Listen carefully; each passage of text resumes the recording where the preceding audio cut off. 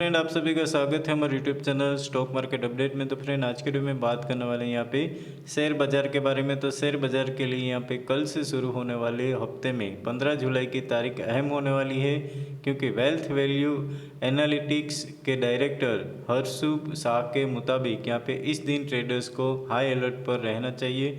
वहीं उन्होंने अपनी वीकली मार्केटिंग रिपोर्ट में कुछ खास समय और स्तर बताए हैं, जिसमें यहाँ पे इसके अलावा रिटेल और यहाँ पे थोक महंगाई दर के आंकड़े, पहली तिमाही के कंपनियों के नतीजे से लेकर विदेशी निवेशकों की खरीदी बिक्री और टेक्निकल फैक्टर्स के बाजार की चाल तय करेंगे। और यहाँ पे चलिए यहाँ पे समझते हैं कि हफ्ते में बाज़ार में क्यों ये हो सकता है। तो सबसे पहले तो निफ्टी की बात करें तो यहाँ पे निफ्टी का रिपोर्ट है। यहाँ पे स्पॉट जोन की बात करें तो स्पॉट जोन में 25,085 रुपीज़ और यहाँ पे 24,978 और यहाँ पे 24,850। फिर यहाँ पे जो निफ्टी की अहम स्तर रही थी 24,000 से लेके 676 और यहाँ पे 24,538 और उसके बाद 24,450। यानी कि इस रिपोर्ट के मुताबिक यहाँ पे सपोर्ट यानी कि वह स्तर जहाँ पे शेयर का इंडेक्स को नीचे गिरने से सहारा मिलता है और यहाँ पे खरीदारी बढ़ने से कीमत यानी आसानी से नीचे रह नहीं जाती। तो इन स्तरों पे खरीदारी का मौका मिल सकता है। तो यहाँ पे रजिस्टर्ड जोन की बात करें तो रजिस्टर्ड जोन के यहाँ पे जो 25,320, 25,434, 25,566 और यहाँ पे 25,600, 25,911 और यहाँ पे 26,230। तो फ्रेंड, यहाँ पे रजिस्ट्रेशन यानी कि वह स्तर जहाँ पे शेयर का ये इंडेक्स को ऊपर जाने में रुकावट आती है। तो ऐसा बिकने वाली यानी कि बिकने वाली से होता है, बिकने वाली जो बढ़ने से होता है।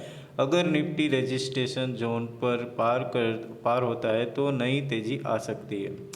15 जुलाई की बात करें तो 15 जुलाई को यहाँ पे 15 तारीख को जो बाज़ार के लिए अहम क्यों है, तो कि यहाँ पे जो वेल्थ वैल्यू ने 15 जुलाई को हाई अलर्ट डे बताया है, क्योंकि इसमें 1+ ट्रेडिंग एक दिन का मार्जिन भी शामिल है। यानी कि 14 और 16 जुलाई को भी बाज़ार में तेज़ हलचल हो सकती है। इस दौरान यहाँ पे इंट्राडे ट्रेडर्स को बड़े मूवमेंट का फ़ायदा उठाने का मौका मिल सकता है। वेल्थ वैल्यू की सलाह है कि यहाँ पे इन दिनों में आप बाज़ार की चाल पर बारीकी से नज़र रखें और अपने ट्रेडिंग के प्लान को इन स्तरों और समयों के आधार पर तैयार करें। तो पिछली रिपोर्ट में यहाँ पे 10 जुलाई को अहम बताया था। तो 10 जुलाई की यहाँ पे बात करें तो जो वेल्थ वैल्यू एनालिटिक्स ने अपनी पिछली रिपोर्ट में 10 जुलाई को संभवित ट्रेड रिवर्स डे बताया था और इस दिन की हाई और लो लेवल्स पर बारीक से नज़र रखने की सलाह दी गई थी। और इसी दिन के हाई और लो लेवल्स को तोड़ने के बाद शुक्रवार को बाजार में तेज से यहाँ पे गिरावट आई। तो यहाँ पे वो अब 5 फैक्टर की बात करें तो 5 फैक्टर जो बाज़ार की दिशा में तय कर सकते हैं। तो सबसे पहले तिमाही नतीजे। तो तिमाही नतीजे क्या है उनके बारे में यहाँ पढ़ते हैं। तो अगले हफ्ते की कंपनियों की तिमाही की बात करें तो नतीजों की सबकी नज़र रहेगी। कई बड़ी कंपनियाँ जैसे कि HCL Tech Mahindra, Axis Bank, ICICI Bank, Wipro, JSW Steel, L&T Finance and HDFC Bank अपने नतीजे पर घोषित करेगी। तो यहाँ पे दूसरी बात करें तो घरेलू आंकड़े के बारे में, तो 14 जुलाई को आने वाली जून महीने में थोक महंगाई और रिटेल महंगाई के आंकड़ों पर निवेशकों की नज़र रहेगी। ये आंकड़े अर्थव्यवस्था की सेहत के बारे में अहम संकेत देंगे। तो मई में थोक महंगाई यानी कि 0.39% रही थी, वहीं रिटेल महंगाई यहाँ पे 2.82% रही थी। तीसरी बात करें तो वैश्विक घटनाएं। तो वैश्विक घटनाएं यहाँ पे दुनिया भर में ट्रंप प्रशासन की संभावित टैरिफ नीतियों का लेकर अनिश्चितता बनी हुई है, जो बाजार के मूड को प्रभावित कर रही है। हालांकि भारत और अमेरिका के बीच जल्दी व्यापार समझौते की उम्मीद से कुछ सकारात्मक माहौल भी बना रहा है। फोर्थ है यहाँ पे विदेशी निवेशक की बात करें तो विदेशी संस्थागत निवेशकों FII को यहाँ पे खरीदी बिक्री पर सबकी नज़र रहेगी, क्योंकि शुक्रवार को FII ने यहाँ पे 5155.68 करोड़ रुपए की बिक वाली की घरेलू संस्थागत निवेशक यानी कि DII यानी कि 3482.95 करोड़ रुपए की खरीदारी के साथ बाजार को सहारा देते दिखे। फिर 5 है यहाँ पे टेक्निकल फैक्टर की बात करें तो टेक्निकल फैक्टर के अंदर यहाँ पे रिलीगियर जो ब्रोकिंग लिमिटेड के SVP रिचर्ड अजित मिश्रा के अनुसार वैश्विक अनिश्चितताओं और तिमाही नतीजों के बीच जो बाजार में उतार चढ़ाव बने रहने की उम्मीद है।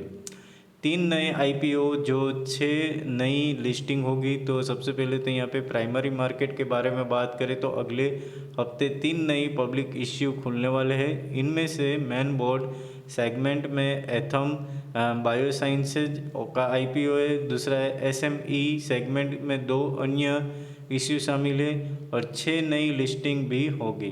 तो 6 नई लिस्टिंग शुक्रवार को जो सेंसेक्स यहाँ पे नंबर था यहाँ पे 690 अंक जो गिरावट के यहाँ से कितना हो गया था 82,500 पर बंद हुआ था।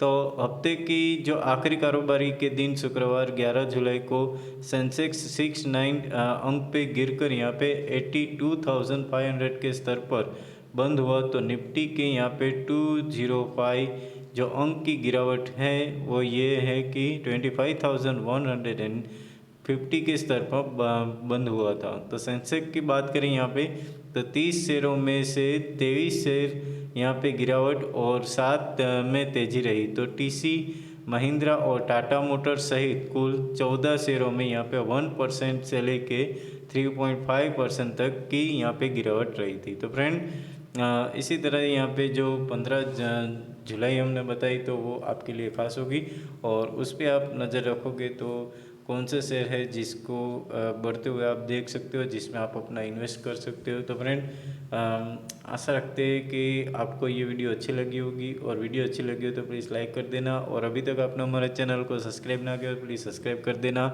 और फ्रेंड आपके फ्रेंड के साथ भी शेयर कर देना। तो फिर मिलेंगे नए वीडियो के साथ, तब तक के लिए जय हिंद जय भारत।